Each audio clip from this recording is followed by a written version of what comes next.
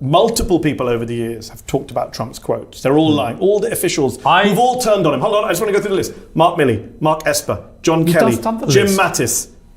They're all lying. I don't know, nor do you.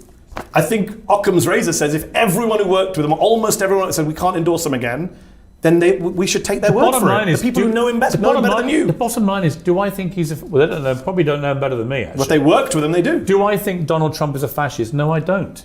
Do I think he's a neo-Nazi running a bunch of neo-Nazis? No, I don't. So when he says, and I think it's not just me. By the way, I think that view is nuts. Really? So Robert Paxton, I think America's you're nuts for thinking he's a new Nazi. Robert Paxton is America's preeminent scholar of fascism, historian at Columbia University Emeritus. He said, I don't think Trump's a fascist. For 4 years, people exaggerating stuff. Now he says, yeah, actually, he is a fascist. And honestly, by the way, you know why? Because you love to talk in the air, Piers. Facts. This is what he's saying and doing. He says, I'll terminate the Constitution. I'll be a dictator. Why didn't he in the first 4 years? Because you had Jim Mattis and John Kelly who won't be there. Oh, I see. He said, I'll terminate the Constitution, and he didn't have Supreme Court immunity, which he has now. He says, you won't have to vote for me if you vote in 4 years.